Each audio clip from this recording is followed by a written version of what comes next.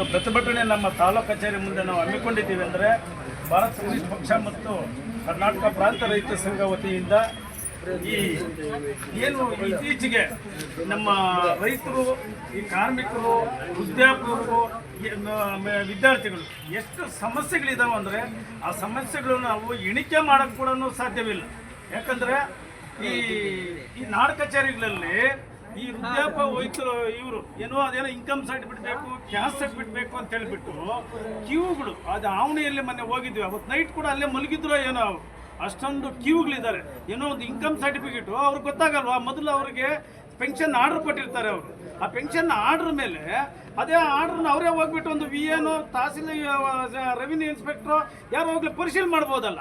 ಅವ್ರು ಹೋಗ್ಬಿಟ್ಟು ಆ ಮುದುಕರು ಬೆಳಗ್ಗೆ ಏನೋ ಒಂದಷ್ಟು ತಿಂದು ಬಂದುಬಿಟ್ರೆ ಸಾಯಂಕಾಲ 6 ಗಂಟೆ ಅವ್ರೇನು ನೆಪ ಹೇಳ್ತಾರೆ, ಇದೇನು ಇದಿಲ್ಲ, ಸರ್ವರ್ ಇಲ್ಲ ಇನ್ನೊಂದಿಲ್ಲ ಅಂತ ಹೇಳ್ಬಿಟ್ಟು ಕ್ಯೂಗಳು ಕಟ್ಬಿಟ್ಟು ಆ ನಾಡು ಕಚೇರಿಗಳು ಅದು ದಯವಿಟ್ಟು ನಮ್ಮ ತಹಸೀಲ್ದಾರರು, ಜಿಲ್ಲಾಧಿಕಾರಿಗಳಿಗೆ ಅದು ರವಾನಿಸಿ ಆ ನಾಡು ಕಚೇರಿಗಳಲ್ಲಿ ಏನು ಈ ಇರಲಿ ಕ್ಯಾಸ್ಟೋ ಇನ್ಕಮ್ಮು ವಯಸ್ಸಿರೋರು ಬೇಕಾದರೆ ಒಂದು ಅರ್ಧ ದಿನ ಅಲ್ಲಿ ಕ್ಯೂವಲ್ಲಿ ನಿಂತ್ಕೊಳ್ತಾರೆ.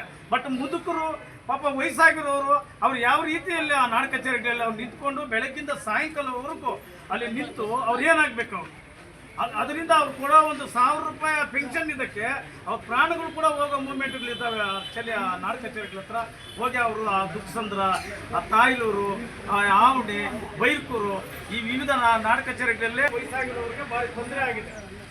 ಮತ್ತು ಏನು ನಮಗೆ ಈ ನಮ್ಮ ತಾಲೂಕಿನಲ್ಲಿ ಈ ಶೆಟ್ಟಮನಕನಹಳ್ಳಿ, ಈ ಹೂಕೋಟೆ, ಸುಮಾರು ಹಳ್ಳಿಗಳು ಈ ಅರಣ್ಯ ಅಧಿಕಾರಿಗಳು ತುಂಬ ದೌರ್ಜನ್ಯಗಳು ಮಾಡ್ತಾ ಇದ್ದಾರೆ.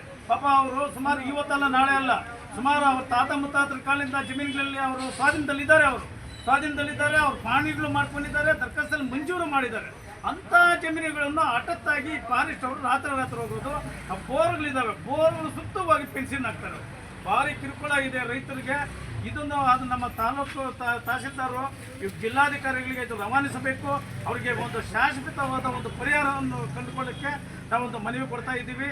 ಅದೇ ರೀತಿ ಈ ವಿದ್ಯಾರ್ಥಿಗಳಿಗೆ ಈ ಮೊದಲು ಈ 6 ಗಂಟೆ 7 ಗಂಟೆಗೆ ಬಸ್ ಸ್ಟ್ಯಾಂಡಲ್ಲಿ ಬಸ್ಗಳು ಲಾಸ್ಟ್ ಆಗಿಬಿಡ್ತವೆ. ಪಾಪ ಸುಮಾರು ಮಂಡಿಕಲ್ಲು, ಏನು ಹೆಬ್ಬಣಿ, ಈ ಲಾಂಗ್ ಆವಣಿ, ಈ ಬೈಪಲ್ಲಿ ಇಂಥ ಲಾಂಗ್ ಹಳ್ಳಿಗಳಿಗೆ ಹೋಗ್ಬೇಕಾದ್ರೆ ಆಟೋಗಳಲ್ಲಿ ಹೋಗ್ಬೇಕಾದ್ರೆ ಒಂದು ಆಟೋ ಕೇಳ್ತಾರೆ ಇವಾಗ ಇಲ್ಲ ಅಂದ್ರೂ 200-300 ರೂಪಾಯಿ. ಅವರು ತರೋದು ಕೂಲಿನಲ್ಲಿ ಮಾಡಿಕೊಂಡು 150 ತಂದು ಅವ್ರ ಪಾಪ ಏನೋ ಸಂಸಾರಕ್ಕೆ ಬೇಕಾಗಿರೋ ತರಕಾರಿ ಇನ್ನೊಂದು ತಗೊಂಡು ಈ ಆಟೋಗೆ ಎಲ್ಲಿ 500 ರೂಪಾಯಿ ಇಟ್ಕೊಂಡಿರ್ತಾರೆ. ತುಂಬ ತೊಂದರೆ ಆಗಿದೆ. KSRTC ಡಿಪೋ ಅವರು ಆದಷ್ಟು ಲಾಂಗ್ ಬಸ್ಗಳೇನಿದ್ದಾವೋ ಅಟ್ಲೀಸ್ಟ್ 8:30-9 ಗಂಟೆಗೆ ಒಂದೊಂದು ಬಸ್ಸನ್ನು ಒಂದೊಂದು ರೂಟ್ಗೆ ಅಲ್ಲಿ ನೈಟ್ ಆಲ್ಟ್ ಆಗಬೇಕು, ಇಲ್ಲಾಂದರೆ ಭಾರಿ ತೊಂದರೆ ಇದೆ. ಅದೇ ರೀತಿ ನಮ್ಮ ಈ ಏನು ಈ ರೇಷನ್ ಕಾರ್ಡುಗಳು ಸುಮಾರು ಒಂದು 6 ತಿಂಗಳಿಂದ ಈ ರೇಷನ್ ಕಾರ್ಡುಗಳು ಕಟ್ಟಾಗಿದ್ದಾವೆ. ಇನ್ನು ಮನೆಯಲ್ಲಿ ಯಾರೋ ಒಬ್ಬನಾದ ನಮ್ಮ ತಾಲೂಕು ನಮ್ಮ ಕಾರ್ಯದರ್ಶಿ ಹೇಳ್ದಂಗೆ ಇದ್ಯಾವುದೋ ನರಸಾಪುರಕ್ಕೋ ಎಲ್ಲ ಹೋಗ್ಬಿಟ್ರೆ ಒಂದು 10-15 ಸಾವಿರ, ಇನ್ನು ಅದ್ಯಾವುದೋ ಒಂದು 60-70 ಸಾವಿರ ಕೊಟ್ಟರೆ ಒಂದು ಕಾರ್ ಬಂದುಬಿಡ್ತದೆ. ಆ ಕಾರ್ ಏನೋ ಅವ್ರ ಮನೆ ಹತ್ರ ಇದ್ದರೆ ಆ ರೇಷನ್ ಕಾರ್ಡ್ ಕಟ್ಟು. ಆ 60,000 ರೂಪಾಯಿ ಕಾರ್ಗೆ ದಿನಕ್ಕಿಲ್ಲ ಅಂದ್ರೂ 2,000 ರೂಪಾಯಿ ಡೀಸೆಲ್ ಹಾಕ್ಕೊಂಡು ಓಡಿಸ್ಬೇಕು ಅವ್ರು. ಇದ್ರ ಜೊತೆಗೆ ಅದೆಲ್ಲೋ ಒಂದು 10 kg ಅಕ್ಕಿ ಕೊಡೋದು ಕೂಡ ಕಟ್ ಮಾಡ್ತಾ ಇದ್ದಾರೆ. ಅದು ಆ ಕಟ್ ಮಾಡಿದ್ರೂ ತಿರ್ಗಿ ಮತ್ತೆ ಹೋಗಿ ಏನೋ ರೇಷನ್ ಕಾರ್ಡ್ ಇದು ಮಾಡ್ಕೋಬೇಕಂದ್ರೆ ಈ ಸರ್ವರ್ ಇರಲ್ಲ, ಕಾಲ್ಪನೆ ಮಾಡಿರಲ್ಲ.